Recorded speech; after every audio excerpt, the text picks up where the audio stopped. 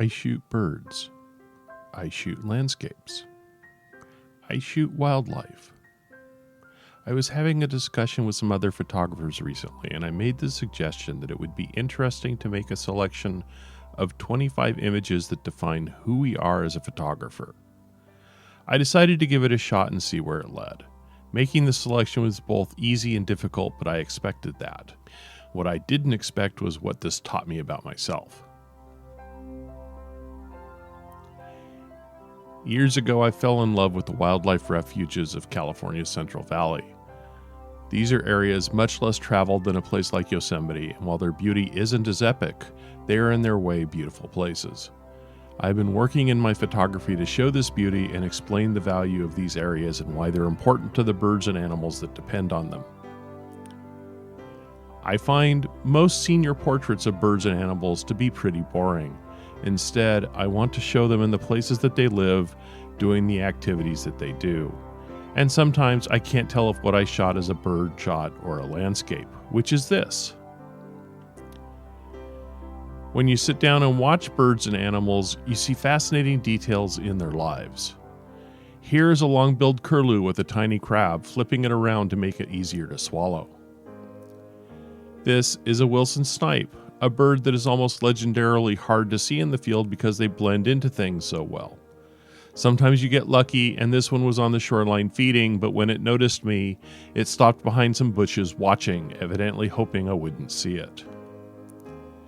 This red-tailed hawk is on a kill, which was formerly a ground squirrel. It's aware of me, but I'm far enough away that it's not worried. The wings are slightly spread to help shield the kill from the sight of other birds soaring above it. Sometimes they will spread out widely like an umbrella to protect their kill from others. In a situation like this, I try to take a few quick shots and move on. This bird quickly went back to eating, but these are situations that you want to minimize your impact and the stress on the creature.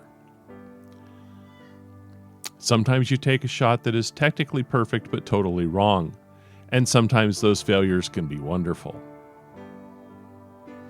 And sometimes you get lucky.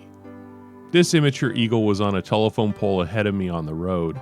I was trying to creep up to a better angle to photograph it. It immediately spooked and took off, flew directly over me. This shot is literally an aim and pray of the bird, maybe 10 feet above my head as it flew past. Sea otters. I love watching and photographing sea otters. They are fun animals that enjoy having fun. Sometimes they like watching back. Sea otters are tool users. They'll find a rock on the seafloor and carry it with them so that they can use it as a hammer to open shells to eat. There's something really fascinating about watching one pound away trying to crack open a clam because they do it so enthusiastically. Otters live in community groups called rafts. They're social, interacting with each other, and if you watch a raft over time, you can see what can only be called friendships between individuals as they hang out, sleep, and play together. In this image, two otters are roughhousing, dunking each other, and generally having a good time. It can be, to be honest, a bit hard to tell this from serious fighting, but here we have the equivalent of two kids wrestling on the lawn for the fun of it. Fun is not a word often used in the rookeries of the northern elephant seal. The males create and defend harems from other males, the violence in the fights is intense, injuries are common, and scarring on the older males can be extensive. These guys aren't fooling around. Females give birth on the shoreline in these regions, then in a couple of weeks go into heat, at which point the male mates with them and they get pregnant again. The fighting is sometimes intense but short-lived, size matters, and the older, bigger males invariably win until age slows them down enough for a younger one to take over their space on the birthing beaches. If you're a smaller male, the best way to survive if a larger male goes after you is simple. You run.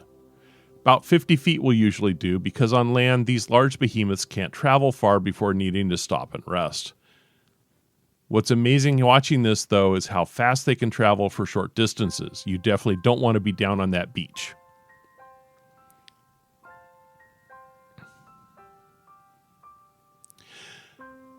The wildlife refuges, especially in the Central Valley of California, are critical habitats for migrating birds in winter, especially sandhill cranes and various geese species.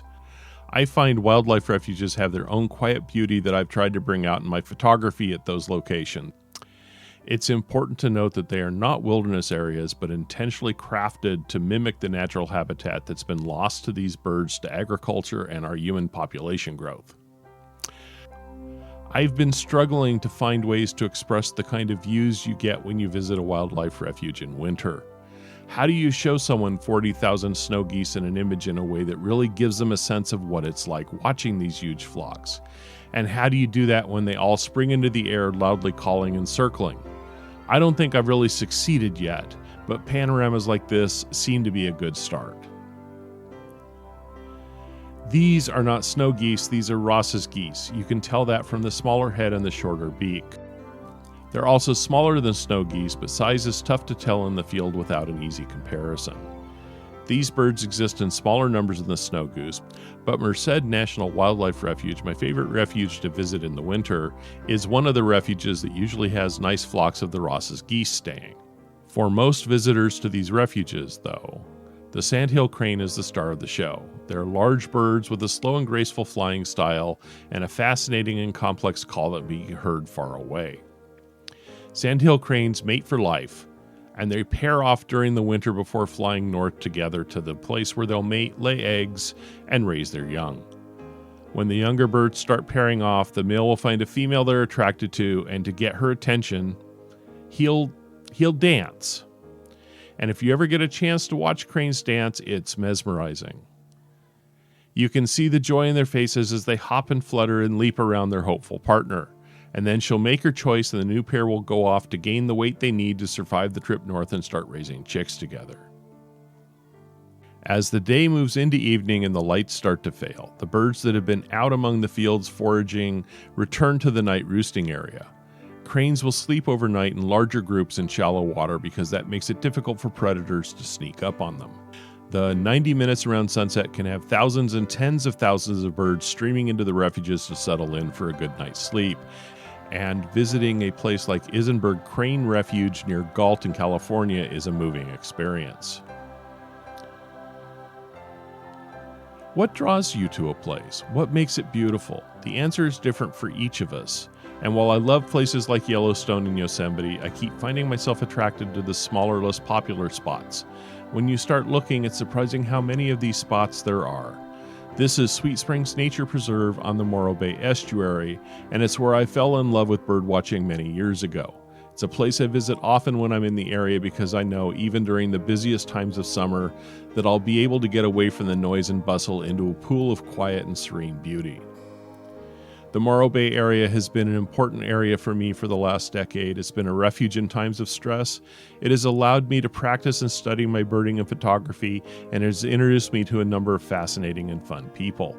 And if you spend time in it, you too will realize that it has a quiet and very addictive beauty.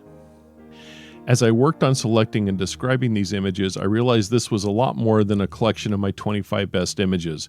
In fact, most of the time, my personal favorites are much different than my most popular images. I found these images tell a different story than the one I started out to tell. This isn't the story of what I like or what I shoot.